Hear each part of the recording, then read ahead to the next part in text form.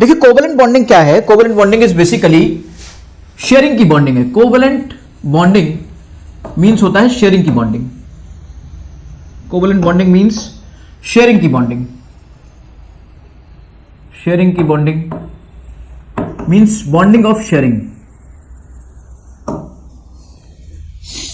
When two atoms A and B, like one A and other one is B, and the electronegativity difference of A and B is less than 1.7, or another scale it is also maybe 2.1 according to Henry and Smith, but according to Pauling it should be 1.7, और 1.7 का ही concept सबसे ज्यादा famous है बेटा। तो ये Henry Smith के concept के बेस पर है, ये पॉलिंग के कॉन्सेप्ट के बेस पर है। पॉलिंग के according to Pauling delta X यानी कि इलेक्ट्रोनेगेटिविटी का difference, if there is a difference of 1.7 between two atoms, so these two atoms they want to complete their octet, but they can't donate one electron and they can't accept electron, but they can share the electron. When there is a difference of electronegativity is less than 1.7, so there is a possibility of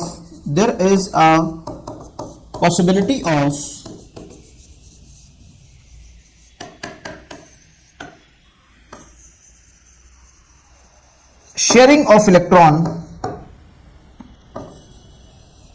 and making bonds.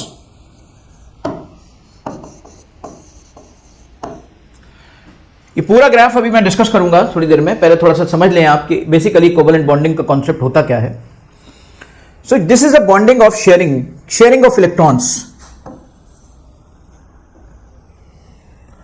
Normally जितने भी non metals easily अपने साथ react करते हैं, non metals का अगर आप देखें तो नॉन मेटल्स का कॉन्सेप्ट यही बनता है बेटा। मैं एक सिंपल स्क्रीन ले लेता हूं और सिंपल स्क्रीन में आपको समझाता हूं। नॉन मेटल्स की जो बात आती है, जनरली ये bond non metals and non metals में होता है, like non metals and non metals में होता है बेटा। नॉन मेटल्स में आपके कौन कौन है? नॉन मेटल्स में hydrogen, oxygen, carbon, nitrogen, fluorine, है ना, ये आपका सल्फर। अब इस तरह से आप इधर ले सकते हो sulphur, phosphorus.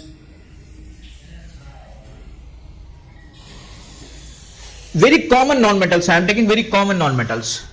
These common non-metals making bonds. It may be H and H. It may be O and O. It may be C and O. It may be Cl. It may be Br. It may be I. These all are non-metals. If you will see the electronegativity difference, this electronegativity difference either will be less than 1.7 or greater than or equal to 0. ये condition यहां पर होगी according to polling. और इस condition को follow करते हुए delta Sai less than 1 और 2.7 अगर हम सेम एलिमेंट्स लेंगे, then we will get delta psi is equal to 0। इसका मतलब दो तरह के कोवेलेंट बॉन्ड्स हैं यहां की पॉसिबिलिटी है। If I am making H and H, so this is hydrogen. In this hydrogen, this delta psi is equal to 0 because two atoms are having same electronegativity. If I am making a bond H and OH, this is H2O, H and OH, H and OH, H and OH, so delta psi will be less than 1.7 and greater than 0. If I am making a bond HCl, so delta psi will be less than 1.7 and greater than 0.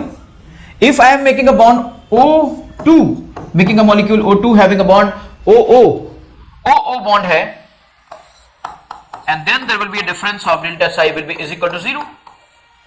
If there is a bond of NH4, NH3, NH3, so there will be a difference of delta psi less than 1.7 or greater than equal to 0. Means here it will be less than 7. तो आप क्या देख रहे हैं? Basically आप ये देख रहे हैं कि अगर हम सेम एलिमेंट्स के बीच में सेम नॉन मेटल्स को कोरिलेट करें, ऑक्सीजन ऑक्सीजन को कोरिलेट करें तो ऑक्सीजन बॉन्ड बनेगा, या नाइट्रोजन नाइट्रोजन को कोरिलेट करें तो नाइट्रोजन N2 बनेगा, नाइट्रोजन गैस बनेगा, तो नाइट्रोजन में क्या हो गया, नाइट्रोजन में डेल्टा साई 0 हो गया। लेकिन ये सारे के सारे मॉलिक्यूल्स किससे बन रहे हैं, ये सारे के सारे मॉलिक्यूल्स इलेक्ट्रॉन्स के डोनेशन से, एक्सेप्टेंस से नहीं बन रहे हैं, ये इलेक्ट्रॉन्स के शेयरिंग से बन रहे हैं। यहां पर इलेक्ट्रॉन्स की शेयरिंग, शेयरिंग मींस पार्टनरशिप। याद रखिएगा, दो लोग जो पार्टनर बनना चाहते हैं उनके बीच में डिफरेंस या तो 0 होना चाहिए या फिर कुछ कम डिफरेंस हो। अगर बहुत बड़ा डिफरेंस होगा तो वो दोनों पार्टनर्स तो नहीं बन सकते ना, वो फिर एक एम्प्लॉयर एक एम्प्लॉय बन सकता है। अगर एक बहुत बड़ा डिफरेंस है, डेल्टा साई अगर 1.7 है तो कोई एम्प्लॉयर होगा कोई एम्प्लॉय होगा, कोई देने वाला होगा कोई लेने वाला होगा। लेकिन अगर बात आ गई पार्टनरशिप की, तो पार्टनरशिप का मतलब क्या है कि उसकी लिमिट है कि अगर उसके पास प्रॉपर्टी 1.7 से, दोनों में जो डिफरेंस है वो प्रॉपर्टी का डिफरेंस बहुत ज्यादा नहीं होना चाहिए, 1.7 से कम होना चाहिए। दोनों की जो दौलत का डिफरेंस है वो बहुत बड़ा ना हो। अगर दोनों की दौलत का डिफरेंस बहुत बड़ा हो गया तो फिर वो पार्टनर्स नहीं बन पाएंगे बेटा, फिर वो एम्प्लॉय और एम्प्लॉयर बन जाएंगे। एम्प्लॉय एम्प्लॉयर का मतलब समझ गए, एक देने वाला दूसरा लेने वाला, और देने वाला एक है दूसरा लेने वाला, ये किसमें होता है, ये आयनिक बॉन्डिंग में होता है। कोवेलेंट बॉन्डिंग में तो दोनों हाथ आगे बढ़ते हैं, मैं भी हाथ बढ़ाऊं और तू भी हाथ बढ़ा, तो दोनों हाथ बढ़ाएंगे, इसका मतलब दोनों के बीच में पार्टनरशिप है, दोनों के बीच में शेयरिंग है। और अगर शेयरिंग है तो इसका मतलब यह हुआ कि उनके बीच की दौलत का डिफरेंस हो सकता है थोड़ा बहुत हो। भाई पार्टनर्स होते हैं किसी कंपनी में, कोई कभी कभी पार्टनर्स इक्वल के होते हैं, 50% होते हैं, तो उनके बीच में कोई डिफरेंस नहीं होता, उनका डेल्टा साई 0 होता है, दे आर इक्वल। लेकिन कभी कभी पार्टनर्स ऐसे भी होते हैं, एक का शेयर 70% का, एक का शेयर 30% का है, एक का शेयर 60% का, एक का शेयर 40% का है। तो यहां तक तो मतलब समझ में आता है पार्टनरशिप का, एक का शेयर 80% का, एक का शेयर 20% का है, यहां तक भी समझ में आता है। पर यह तो नहीं समझ में आता ना, किसी का शेयर 99% का है और किसी का शेयर 1% का है, तो उसको तो पार्टनर नहीं बोलेंगे ना। तो एक लिमिट है यहां पर केमिस्ट्री की दुनिया में एटम्स के बीच में भी इसी तरीके से बेटा, एटम्स के बीच में भी अगर हम बॉन्डिंग कराना चाहते हैं तो बॉन्डिंग यानी कोवेलेंट बॉन्डिंग हम कराना चाहते हैं, तो इसका मतलब यह हुआ उन दोनों के बीच में शेयरिंग हो रही है, पार्टनरशिप की बॉन्डिंग हो रही है। और पार्टनरशिप की बॉन्डिंग कब पॉसिबल है, जब दोनों के बीच में ज्यादा डिफरेंस ना हो, दोनों के बीच में इलेक्ट्रोनेगेटिविटी का डिफरेंस ज्यादा ना हो। वो ज्यादा का क्या कैलकुलेशन है, वो ज्यादा का कैलकुलेशन है 1.7। कभी कभी अगर हेनरी स्मिथ की कैलकुलेशन के हिसाब से समझो तो वो कैलकुलेशन निकल के आती है 2.1, पॉलिंग के हिसाब से समझो तो वो कैलकुलेशन निकल के आती है 1.7। तो मैं पॉलिंग को ज्यादा फॉलो करता हूं और दुनिया पॉलिंग को ज्यादा फॉलो करती है, इसलिए इस चीज को हम इस तरीके से देखेंगे। लेकिन मैंने 2.1 भी क्यों बताया कि कहीं अगर आपको नजर आ जाए, क्योंकि जो आपका हेनरी स्मिथ का फॉर्मूला होता है वहां पर जो कैलकुलेशंस निकल के आती हैं उनके हिसाब से तो डेल्टा साई 2.1 से कम होना चाहिए। लेकिन खैर बात हो रही है पॉलिंग की, तो पॉलिंग को ही लेकर चलेंगे। तो यहां पर देखिए N2, तो मैं ये देख रहा हूं कि कोवेलेंट बॉन्ड बनाने वाली ये सारे के सारे मैं मॉलिक्यूल्स देख रहा हूं, पर इन मॉलिक्यूल्स में भी I am seeing two type of property, two type of varieties. यहां पे भी मुझे दो तरह की वैरायटीज दिख रही हैं। उन दो तरह की वैरायटीज का थोड़ा सा ध्यान देते हैं अच्छे से। कोवेलेंट बॉन्डिंग को समझना और ये बॉन्डिंग के कॉन्सेप्ट को समझना बहुत ही ज्यादा इंपॉर्टेंट है और बहुत ज्यादा क्वेश्चन इससे निकल के आते हैं। लेट्स सी, यहां पर नाइट्रोजन की बात हम करते हैं। नाइट्रोजन को यहां पे हमने देख लिया, अब हम फ्लोरीन की बात करते हैं, या हम क्लोरीन की बात करें, या हम ब्रोमीन की बात करें, या हम आयोडीन की बात करें, या हम HCl की बात करें, या हम HBr की बात करें, ये सब कैसे हैं, ये सब के सब कोवेलेंट मॉलिक्यूल है। या हम HI की बात करें, सब के सब कोवेलेंट मॉलिक्यूल है बेटा, सब के सब कोवेलेंट मॉलिक्यूल हैं। और अगर सब के सब कोवेलेंट मॉलिक्यूल है तो यहाँ पे दो तरह के मॉलिक्यूल मुझे दिखाई दे रहे हैं। एक वो हैं जिनकी इलेक्ट्रोनेगेटिविटी डिफरेंस 0 है, क्योंकि दोनों सेम है इसलिए 0 ही होगा। और एक वो हैं जिनकी इलेक्ट्रोनेगेटिविटी डिफरेंस 0 नहीं है बल्कि उससे कुछ ज्यादा है, लेकिन 1.7 से कम है, और अगर हेनरी स्मिथ पे जाओ तो 2.1 से कम है। तो यहां पे सवाल इस बात का उठा कि क्या कोवेलेंट बॉन्ड भी दो तरह का है, तो मैंने कहा मैं इस तरह की बॉन्डिंग को प्योर कोवेलेंट बॉन्डिंग कहूंगा, जहां पर डेल्टा साई इक्वल टू 0 है। और मैं उस तरह की बॉन्डिंग को इम्प्योर कोवेलेंट बॉन्डिंग कहूंगा, जहां पर delta Sai greater than 0 and less than 1.7 है। क्यों, आप बताओ मुझे। अगर दो लोग आपस में पार्टनर्स हैं किसी कंपनी में, तो उनको आप प्योर पार्टनर कहेंगे कि जब बराबर की हिस्सेदारी है, हाँ भाई बराबर का मामला है, हमारे 50% का शेयर है, तुम्हारा 50% का शेयर है, इसका मतलब हम वी आर इक्वली, हम दोनों इक्वल पार्टनर्स हैं, हमारी वैल्यू बराबर की है, हमारी हैसियत बराबर की है। यानी हमारे बीच में जो बॉन्डिंग है, जो कोवेलेंट बॉन्डिंग है, जो पार्टनरशिप है, वो प्योर पार्टनरशिप है। अब पता चला हमारी हैसियत 80% की है, सामने वाला हमारा पार्टनर 20% का है, तो वो जो 20% का पार्टनर होगा वो पार्टनर तो जरूर है, लेकिन बेचारा हमेशा दबा लचा रहेगा। फाइनली डिसीजन हमारे ही होंगे, 70% हमारा, 30% उनका है, तो फाइनली डिसीजन हमारे हुए। तो अल्टीमेटली क्या हुआ, अल्टीमेटली पार्टनरशिप भी है, लेकिन वो पार्टनरशिप इम्प्योर है। वो प्योर पार्टनरशिप नहीं है। इसी चीज को मैं और देखता हूं, थोड़ा सा आपने इस चीज को अच्छे से देख लिया, अभी क्लियर हो गया होगा ये कॉन्सेप्ट कि यहां से हमें दो बातें समझ में आई कि कोवेलेंट बॉन्डिंग दो तरह की हो सकती है। कोवेलेंट बॉन्डिंग अगर दो तरह की हो सकती है तो हम इस चीज को और देख सकते हैं।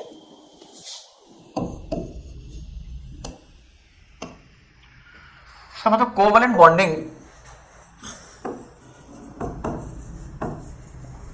सवाल अभी उठेगा कि ये हो कैसे रही है, उसका जवाब भी मैं अभी आपको दूंगा कि ये हो कैसे रहा है। One is delta psi is equal to zero, जब दो एटम्स के बीच की इलेक्ट्रोनेगेटिविटी डिफरेंस जीरो हो, और उस बॉन्डिंग को हम कहेंगे प्योर कोवेलेंट बॉन्डिंग।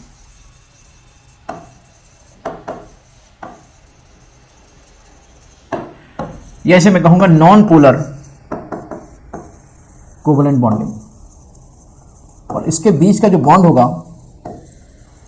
वो कहलाएगा non polar covalent bond. Example में आपके लिए सैकड़ों एग्जाम्पल हैं, H2, N2, O2, Cl2, Br2, कोई भी दो सेम एलिमेंट्स आप ले लो, एक्सेट्रा। दूसरी तरफ आपका है delta Sai greater than 0 and 1.7, इसके डिफरेंस की आप बात करें तो इसे कहेंगे impure covalent bonding. Impure covalent bonding,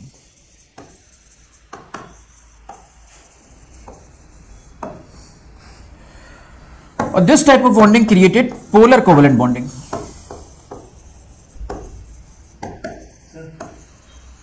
this type of bond created polar covalent bonding, और this type of bond created polar covalent bond.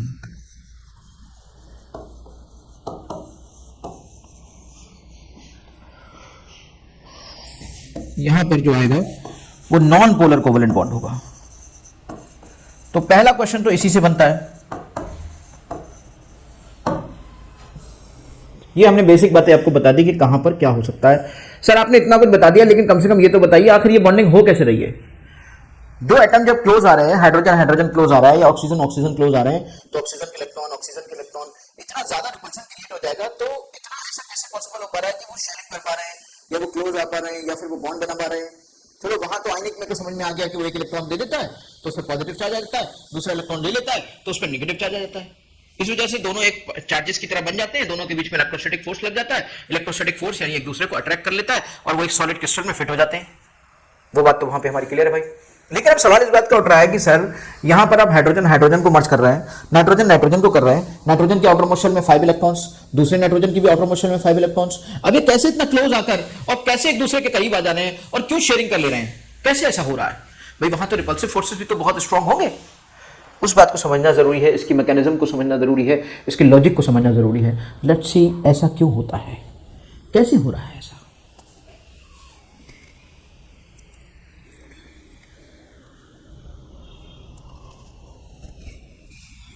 अभी देखिए जरा, यहां पर हमने देखा इस बात को कि प्योर कोवेलेंट बॉन्ड ऐसा क्यों हो रहा है। लेट्स सी कोई ऐसा एक एग्जांपल हम ले लेते हैं, मान लीजिए हमने नाइट्रोजन को ही ले लिया। If I am taking nitrogen, हाँ okay, this is nitrogen 2,5 nucleus, first shell and second shell, right? This is nucleus, first shell having 2 electrons and this nitrogen having 5 electrons. Obviously अंदर की शेल का तो कोई रोल है नहीं, लेकिन हमने फिर भी बना लिया। इसके बाद हम यहां पर बात करते हैं नाइट्रोजन की, दूसरा भी नाइट्रोजन।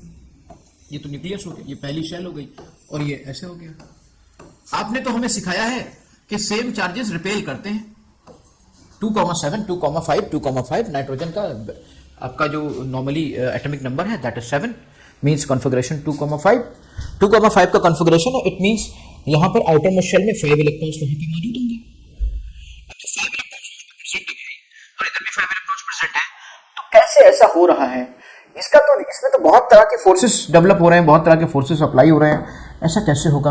आप जरा देखिए, न्यूक्लियस को रिपेल करेगा, तो न्यूक्लियस अगर मैं कहूं न्यूक्लियस और न्यूक्लियस की फोर्सेस एक दूसरे को रिपेल कर रहे हैं। यहाँ पे ये न्यूक्लियस इधर से इस पे लगा रहा है, ये न्यूक्लियस इधर से इस पे लगा रहा है, तो ये रिपेल कर रहे हैं फोर्सेस। ये न्यूक्लियस इसको रिपेल कर रहा है, ये न्यूक्लियस इसको रिपेल कर रहा है। तो न्यूक्लियस न्यूक्लियस रिपेल कर रहा है, इलेक्ट्रॉन इलेक्ट्रॉन रिपेल कर रहे हैं, क्योंकि सेम चार्जेस रिपेल करते हैं, सेम चार्जेस रिपेल कर रहे हैं, इलेक्ट्रॉन्स रिपेल कर रहे हैं, यहां पर ये भी रिपल्सिव फोर्सेस है। दूसरी तरफ क्या अट्रैक्टिव फोर्सेस है, ये सब आपके रिपल्सिव फोर्सेस हैं, ये रिपल्सिव फोर्सेस हैं, ये आपके रिपल्सिव फोर्सेस हैं। दूसरी तरफ क्या अट्रैक्टिव फोर्सेस हैं, what are the attractive forces? Attractive forces अगर यहां पे दिखाई दे रहे हैं तो मुझे दिखाई दे रहे हैं कि न्यूक्लियस होगा, न्यूक्लियस इलेक्ट्रॉन्स को अट्रैक्ट करेगा, इलेक्ट्रॉन्स को अट्रैक्ट करेगा, इलेक्ट्रॉन्स को अट्रैक्ट करेगा, इलेक्ट्रॉन्स को अट्रैक्ट करेगा। These are the attractive forces, ये अट्रैक्टिव फोर्सेस है। इधर का ये न्यूक्लियस इन इलेक्ट्रॉन्स को अट्रैक्ट करेगा, इनको अट्रैक्ट करेगा, इनको अट्रैक्ट करेगा, इनको अट्रैक्ट करेगा, इनको अट्रैक्ट करेगा। So these are the attractive forces.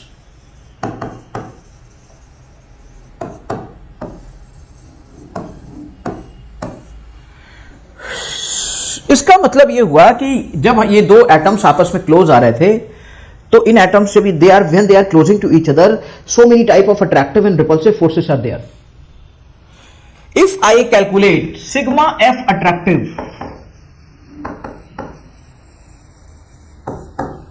and if I calculate sigma F repulsive, if I calculate sigma F attractive and if I calculate sigma F repulsive, तो ऑब्वियसली अगर दुनिया में ये एलिमेंट, ये मॉलिक्यूल क्रिएट हो रहा है और नाइट्रोजन गैस आप जानते हो 71% एबंडेंस है इसका नेचर के अंदर, इतना ज्यादा पाया जाता है ये नाइट्रोजन गैस, तो ऑब्वियसली ये कहीं ना कहीं 100% इसके मॉलिक्यूल बनाने के लिए ये मस्ट है। दुनिया की कोई भी चीज तभी बॉन्डिंग क्रिएट कर सकती है जब उसके रिपल्सिव फोर्सेस से उसके अट्रैक्टिव फोर्सेस ज्यादा होंगे। इट मींस ये तो फाइनल हो गया कि यहां पर जो अट्रैक्टिव फोर्सेस हैं वो रिपल्सिव फोर्सेस से ज्यादा हैं, तभी ये पॉसिबल है। जब ऐसा होगा तभी तो मर्जिंग हो पाएगी, तभी तो इलेक्ट्रॉन की लेयर एक आउटरमोस्ट शेल दूसरी आउटरमोस्ट शेल एक दूसरे के क्लोज आ पाएंगे, तभी तो ऐसा हो पाएगा। हो क्या रहा है कि पहले 8 का ठाठ हुआ करता था, और आज भी जिनका एटॉमिक नंबर 10 से कम है उनके लिए आज भी ये रूल, ऑक्टेट रूल, उतना ही वैलिड है जितना कि आज से 400 साल पहले था, 200 साल पहले था। हाँ, जिनका एटॉमिक नंबर अब 10 के 11 पर आ गया है उनके लिए ये ऑक्टेट रूल थोड़ा सा डिस्टर्ब हो गया है। उसका रीजन है बैक एंड डी ऑर्बिटल, और उसकी वजह से डी ऑर्बिटल के कॉन्सेप्ट की वजह से वहां पर एटॉमिक शेल में 10-12 कंप्लीट हो सकते हैं। उसका रीजन भी हम लोग समझेंगे, उसका भी समझेंगे कि वो क्या है, उसका मतलब क्या है, कुछ चीजें क्या है, लेकिन चलिए एक एक करके एक चीज को समझेंगे। हमने यहाँ पे समझा कि अट्रैक्टिव फोर्सेस कहीं ना कहीं रिपल्सिव फोर्सेस से ज्यादा होंगे, तभी ऐसा हो पा रहा है। ऐसा तभी तो हो पा रहा है।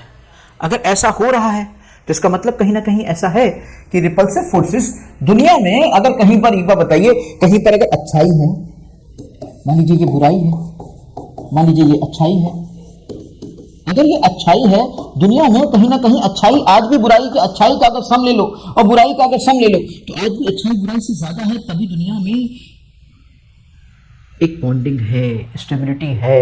इसका मतलब क्या हुआ, किसी भी सिस्टम की स्टेबिलिटी के लिए याद रखेगा, किसी भी दुनिया के किसी भी सिस्टम में रिपल्सिव फोर्सेस भी होंगे, अट्रैक्टिव फोर्सेस भी होंगे, इविल फोर्सेस भी होंगे और एंजल फोर्सेस भी होंगे। याद रखिएगा, डेविल फोर्सेस भी होंगे, एंजल फोर्सेस भी होंगे, लेकिन कहीं ना कहीं एंजल फोर्सेस की पावर डेविल फोर्सेस से ज्यादा होगी, तभी कोई चीज कायम है, तभी कोई चीज दायम है, कभी कोई सिस्टम मेंटेन है, तभी कोई सिस्टम रह सकता है। किसी सिस्टम को रहने के लिए वहां पर अच्छाई ज्यादा होनी चाहिए बुराई के सम के कंपैरिजन में।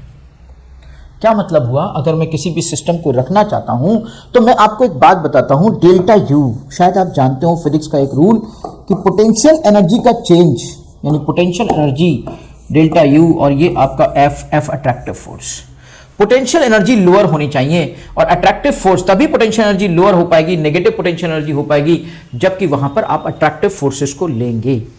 अगर ये एनर्जी ज्यादा हो गई, अगर फॉर स्टेबिलिटी, अब देखिए मैं कॉन्सेप्ट पे आ रहा हूं धीरे धीरे आपके, for stability delta U should be minus attractive into D x और डेल्टा एक्स।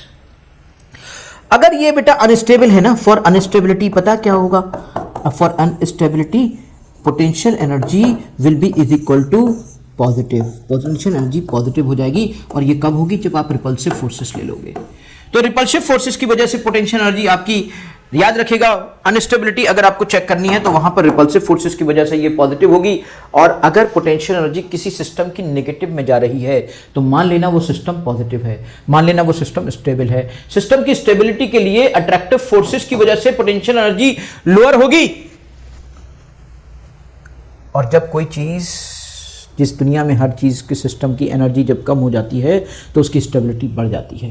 अगर मैं बात करता यहां पर किसी सिस्टम की एनर्जी और किसी सिस्टम की एनर्जी और उसकी स्टेबिलिटी की, तो वो एक दूसरे के अपोजिट होते हैं। किसी सिस्टम की एनर्जी जितनी ज्यादा होती है, अगर किसी सिस्टम की एनर्जी बढ़ रही है तो उसकी स्टेबिलिटी कम हो रही है। यहां देखिए डेल्टा यू पॉजिटिव आ रहा है, यानी कि एनर्जी बढ़ रही है। एनर्जी बढ़ रही है तो इसका मतलब वो सिस्टम अनस्टेबल हो रहा है। अगर कहीं पर सिस्टम की स्टेबिलिटी बढ़ रही है, इसका मतलब उसकी एनर्जी कम हो रही है। एनर्जी कम हो रही है तो फिर अट्रैक्टिव फोर्सेस यहां पर यूज हो रहे हैं। यही दुनिया का सिद्धांत है, यही पूरे यूनिवर्स का सिद्धांत है, यही पूरी प्रिंसिपल है पूरे वर्ल्ड का, यही कायनात का सिद्धांत है, यही कायनात का पूरा रूल है।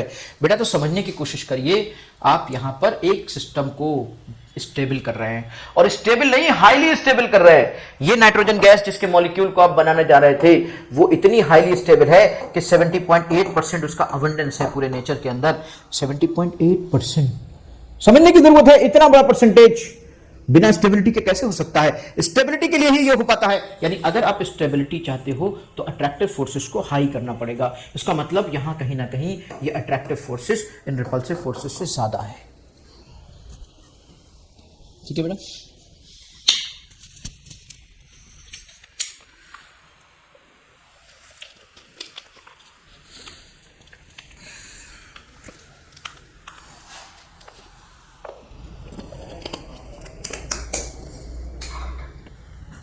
सवाल उठा कि पोटेंशियल एनर्जी मैंने बताया कि निगेटिव हो रही है। अब ये दो चीजें अपने आप के क्लोज आ रही हैं, लेकिन एक बात सुनो, क्लोज आने का मतलब ये नहीं है कि क्लोज आते चले गए। एक दूरी तक, एक वो दूरी होगी जिस दूरी तक इन दोनों के बीच में अट्रैक्टिव फोर्सेस होंगे, लेकिन अगर उस दूरी के और करीब आ गए तो रिपल्सिव फोर्सेस शुरू हो जाएंगे। याद रखिएगा, वो कौन सी दूरी है जहां पर मैक्सिमम अट्रैक्शन होगा, वो इंटरन्यूक्लियर डिस्टेंस कौन सी है? That internuclear distance is called bond length.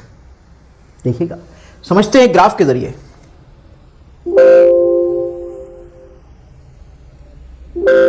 इस ग्राफ को देखिए, इस ग्राफ में क्या दिख रहा है आपको? हाइड्रोजन के बारे में यहां पे बात की जा रही है। हाइड्रोजन की चीजें लेते हैं। हाइड्रोजन के आउटर मोस्ट शेल में एक इलेक्ट्रॉन, उसका ये न्यूक्लियस। हाइड्रोजन के आउटर मोस्ट शेल में एक इलेक्ट्रॉन, उसका ये न्यूक्लियस। देखिए जरा, दो एटम जब जीरो एनर्जी लेवल पर थे, ये जीरो एनर्जी लेवल पर थे, यहां पर थे। देखिए ये पोटेंशियल एनर्जी दी गई है। सबसे पहले मैं इस ग्राफ के बारे में थोड़ा सा और बता दूं। ये पोटेंशियल एनर्जी है, ये आपकी वो डिस्टेंस है, distance between nuclei, inter nuclear distance जिसे मैं कह रहा था, इंटर न्यूक्लियर डिस्टेंस।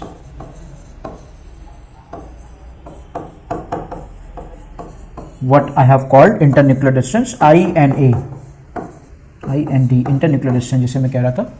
तो atoms are so part, they do not, अब देखिएगा यहां पर ही दूसरा एटम यहां पर है, तो दोनों के बीच की दूरी की कोई लिमिट ही नहीं है। अभी तो बहुत दूर दूर है, अभी तो बहुत दूर दूर है। Atoms are so apart that they do not interact, having zero energy.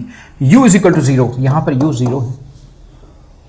ये पोटेंशियल एनर्जी और उसकी स्टेबिलिटी का कर्व है बेटा। ये सबसे पहले आपको स्टेबिलिटी के बारे में समझाने की कोशिश करता है कि आखिर मॉलिक्यूल स्टेबल क्यों है। फिर उसके बाद ये एटम्स एक दूसरे के क्लोज आए। फिर यहां पे मान लीजिए ये एटम आया, और ये एटम मान लीजिए यहां पर आया। पर अभी भी देखिए इनके बीच की दूरी वो नहीं है जहां पर इनकी एनर्जी मिनिमाइज हो जाए। याद रखिएगा, जहां पर एनर्जी मिनिमाइज हो जाएगी सिस्टम की, वहीं पर सिस्टम की स्टेबिलिटी सबसे ज्यादा होगी। तो एनर्जी मिनिमाइज कहां पर हो रही है? एनर्जी मिनिमाइज फिर यहां पर आए।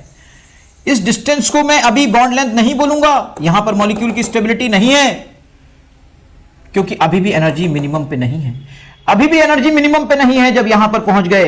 एनर्जी कब मिनिमम पे आई? जब वो यहां पर आ गए और एक दूसरे में ओवरलैप कर गए, ये एनर्जी मिनिमम पे आई।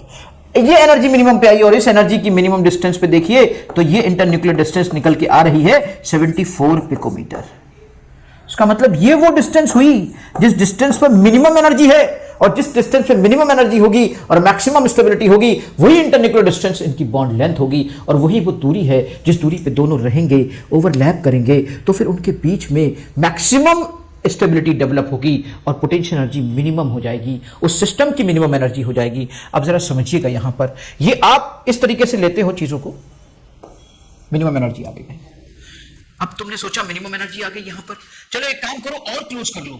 तुमने कहा और क्लोज कर लेते हैं, तो देखो सुनो, इतनी क्लोजनेस से काम चल रहा है, लेकिन अगर तुमने इससे ज्यादा क्लोजनेस और बढ़ा दी और ज्यादा बढ़ा दी तो पता चलेगा न्यूक्लियस के बहुत करीब आ जाएगा, और न्यूक्लियस के करीब बहुत आ जाएगा तो हुआ उल्टा। करीब आने से सब कुछ नहीं होता है, हद से ज्यादा करीब आओगे तो गड़बड़ भी हो जाएगा। यानी किसी के अगर तुम्हें करीब भी आना तो एक लिमिट के अंदर आओ, तो तुम अट्रैक्टिव रहोगे, एक दूसरे की तरफ खिंचते रहोगे। लेकिन हद से ज्यादा करीब आ गए तो रिपल्सिव फोर्सेस काम करने लगेंगे, न्यूक्लियस को रिपेल कर देगा और फिर से रिपल्सिव फोर्सेस बढ़ जाएंगे, और पता चला कम होने की जगह पोटेंशियल एनर्जी शटाक से ऊपर चली गई। और देखो कहां पहुंच गई ये पोटेंशियल एनर्जी, जब हम लिमिट से ऊपर उसके करीब आ गए तो न्यूक्लियस के घुस गया, और जब न्यूक्लियस में घुस गया भाई, तो फिर ये अट्रैक्टिव नहीं बचा बल्कि ये रिपल्सिव ज्यादा हो गया, और रिपल्सिव ज्यादा हो गया तो देखिए यहां पर एनर्जी पॉजिटिव हो गई, यहां पर एनर्जी मिनिमम है, यहां पे एनर्जी नेगेटिव है, यहां जीरो है, यहां पॉजिटिव हो गई और भयंकर पॉजिटिव हो गई। जब भयंकर पॉजिटिव हो गई इसका मतलब भयंकर इनस्टेबिलिटी हो गई।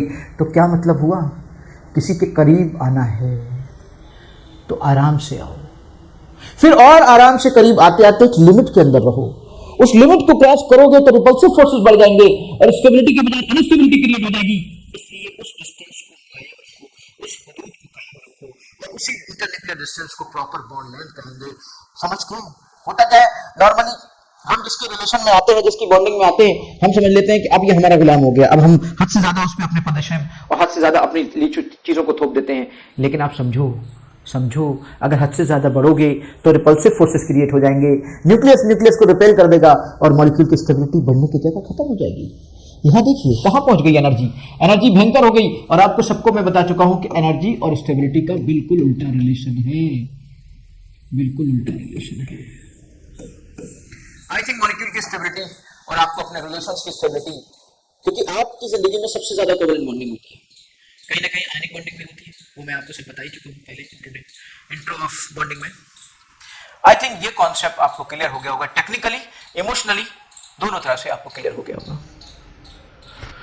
अब जब ये एक दूसरे के करीब आ ही गए, इसको ये क्या हो रहा है, यहां पे ओवरलैपिंग हो रही है, लेकिन ओवरलैपिंग लिमिट के अंदर हो रही है, शेल्स के अंदर की ओवरलैपिंग हो रही है। देखिए कैसे पता कि ओवरलैपिंग हो रही है, प्रैक्टिकल से पता ओवरलैपिंग हो रही है। ये डिस्टेंस आई 74 पिकोमीटर, ये डिस्टेंस आई 74 पिकोमीटर। अब कैसे पता,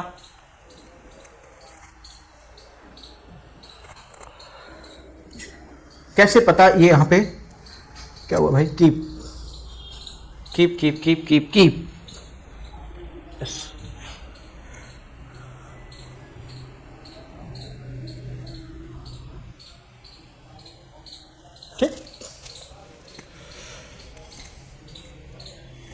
अब हम बात करते हैं कि ये जब एक दूसरे के करीब आए, देखो सुनो, ये जब करीब आया, ये न्यूक्लियस है, अब ये करीब आए, पहले जब ये दूर थे ऐसे थे, ठीक, हाइड्रोजन के आउटर मोस्ट शेल में एक इलेक्ट्रॉन था, इसकी भी आउटर मोस्ट शेल, ये भी हाइड्रोजन, इसकी आउटर मोस्ट शेल में एक इलेक्ट्रॉन था।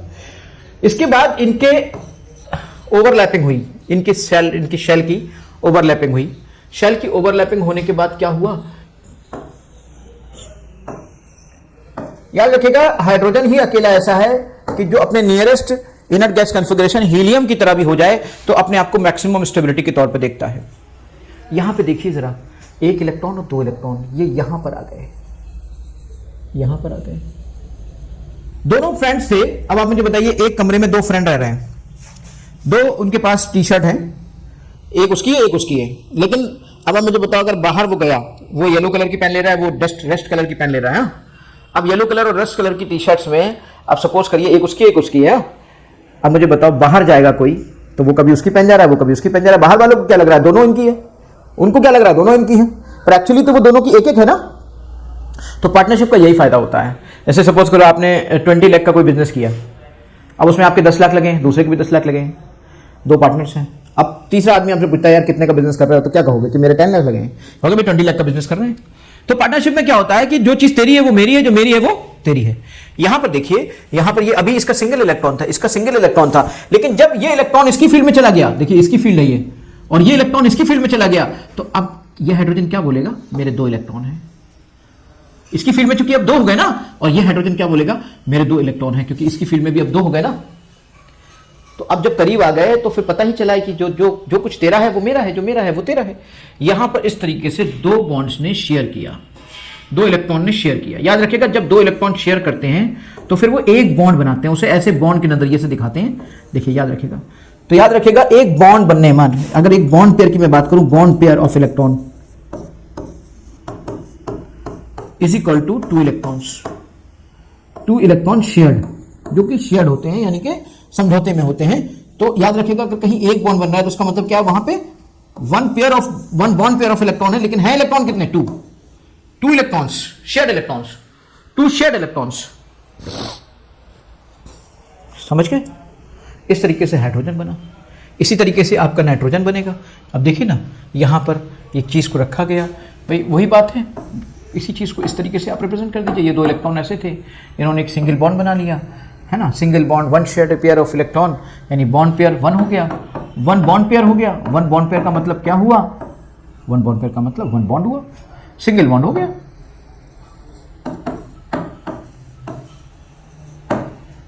अब हम ऑक्सीजन बना लेते हैं, नाइट्रोजन बना लेते हैं, कार्बन बना लेते हैं, ऑक्सीजन बना लेते हैं। ऑक्सीजन में देखा आपने, ऑक्सीजन के आउटर मोस्ट शेल में 6 इलेक्ट्रॉन्स। अब बताइए मुझे, इसके पास 6 हैं, दूसरे के पास भी 6 हैं, किसको कितने चाहिए? कंप्लीट करने के लिए इसको भी 8 चाहिए और कंप्लीट करने के लिए इसको भी 8 चाहिए, दोनों 8 करना चाहते हैं। Now tell me one thing, अगर 2-2 की शेयरिंग हो जाए तो बताइए, इसको भी फील होगा 8 का, इसको भी फील होगा 8 का, और जिसके 8 होते हैं उसके ही तो ठाठ होते हैं। इसका मतलब जो 8 का फील करेगा उसी को तो ठाठ का फील होगा। इसका मतलब यह हुआ कि इन 2 O में अगर मुझे ये बॉन्डिंग क्रिएट करनी है तो मैं इस तरीके से करूंगा, 2 2 2।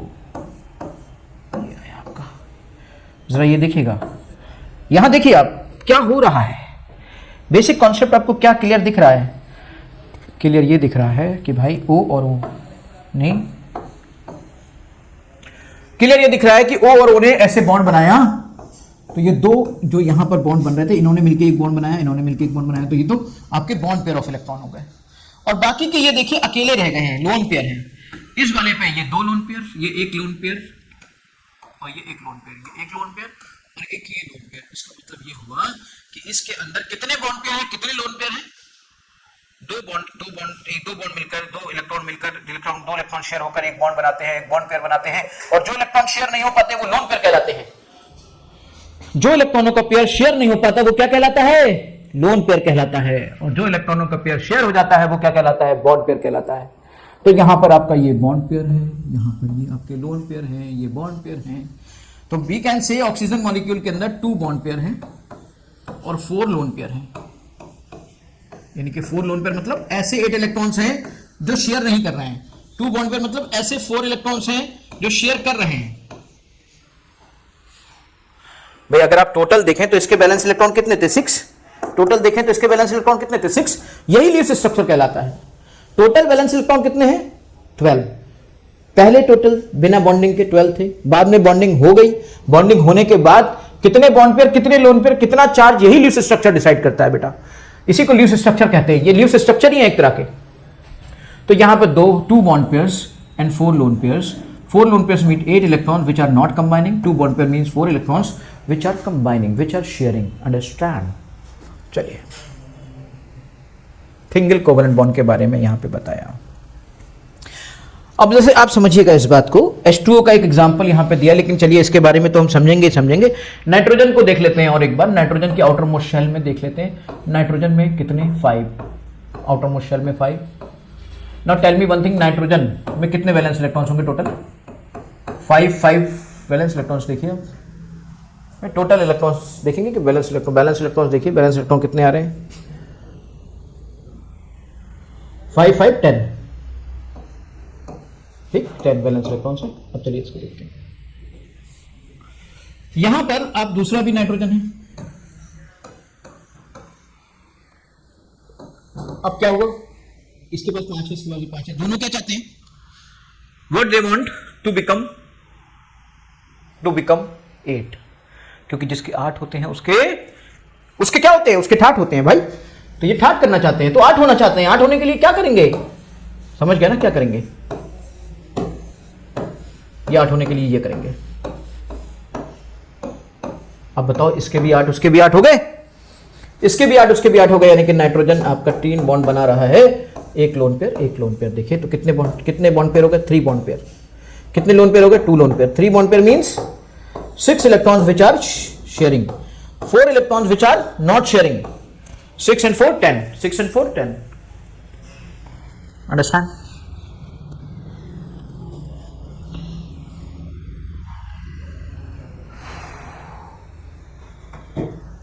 ठीक है बेटा, ये था आपका नाइट्रोजन के साथ बनना। इसी तरीके से आपका हेलोजन भी हो सकता है, कोई भी हेलोजन हो, और जो halogen I2C, F2, Cl2, Br2 ये सब बना रहे थे, इनको कॉमनली मैं एक चीज पे दिखा सकता हूं। हेलोजन के बारे में यहां पे थोड़ा सा जिक्र आया, तो हेलोजन का भी डिस्कशन कर लेते हैं। F2 जैसे कैसे बन रहा था? F2 क्यों बना रहे हो आप सबको कर लो ना, सबके उसके आउटर मोस्ट शेल में इतने ही 14 बैलेंस इलेक्ट्रॉन्स है, हम सबके X2 बना रहे हैं। X2 का मतलब क्या हुआ? F2, Cl2, Br2, I2 ये सब ऐसे ही है। कितने होते हैं आउटर मोस्ट शेल में? 7 मींस 2, यानी टोटल है 14 इलेक्ट्रॉन्स। कितने बैलेंस इलेक्ट्रॉन्स की बात हो रही है? 14 इलेक्ट्रॉन्स टोटल बैलेंस इलेक्ट्रॉन्स है। X की आउटर मोस्ट शेल में 7 इलेक्ट्रॉन्स हो गए। 7 है, चाहिए क्या? चाहते हैं कि 8 हो जाए भाई, ताकि हमारे भी ठाठ हो जाए, जिससे हमारे 8 हो जाए तो हमारे भी ठाठ हो जाए, तो हम अपने ठाठ चाहते हैं, तो इसलिए 8 चाहते हैं। 8 चाहते हो तो कोई देगा तो नहीं, किसी को कोई लेगा तो नहीं, यहां कोई देने वाला कोई लेने वाला तो हो नहीं सकता, तो शेयरिंग हो सकती है। शेयरिंग कर लेते हैं, एक की शेयरिंग काफी है। बाकी के सब का क्या होगा? बाकी के सब ऐसे के ऐसे ही रहेंगे,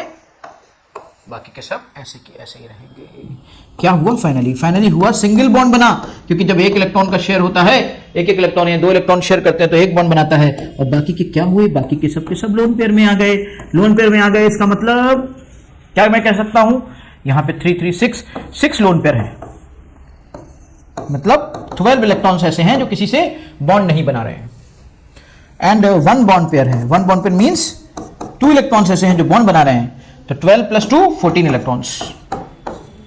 देखिए F और F मिलकर यहां पर सिंगल कोवलेंट, ये आपको कंबाइन कर लिया, शेयरिंग कर ली, बाकी के सब ऐसे ही हैं। अंडरस्टैंड? तो क्या ल्यूस स्ट्रक्चर डेवलप हो रहे हैं और कैसे हो रहे हैं, धीरे धीरे इन चीजों को आगे बढ़ाते जाएंगे और ये चीजें बहुत आगे जाएंगी।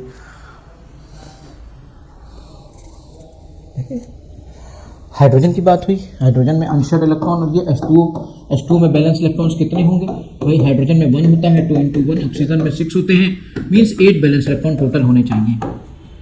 8 बैलेंस इलेक्ट्रॉन्स टोटल होने चाहिए। ओके, 8 बैलेंस इलेक्ट्रॉन्स अगर टोटल हैं तो इट मींस क्या होगा? इट मींस ये होगा कि यार ऑक्सीजन है, ऑक्सीजन देखिए ये ऑक्सीजन है, ऑक्सीजन की इस शेल के अंदर ये हाइड्रोजन है, ये ऑक्सीजन है, ये हाइड्रोजन है। जरा देखिएगा, ये ऑक्सीजन के अपने हैं,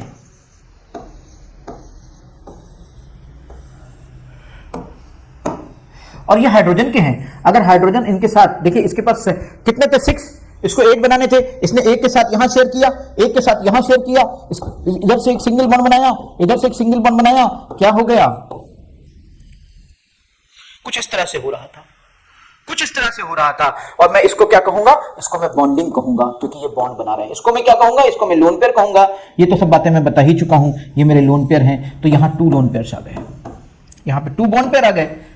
2 लोन पेयर मींस 4 इलेक्ट्रॉन्स जो कि बॉन्ड नहीं बना रहे हैं, और 4 इलेक्ट्रॉन्स ऐसे हैं जो बॉन्ड बना रहे हैं। टोटल कितने इलेक्ट्रॉन्स हैं? 8 हैं। टोटल कितने थे? 8 हैं। बस मैच हो गए, हमारा ल्यूस स्ट्रक्चर तैयार हो गया। अंडरस्टैंड?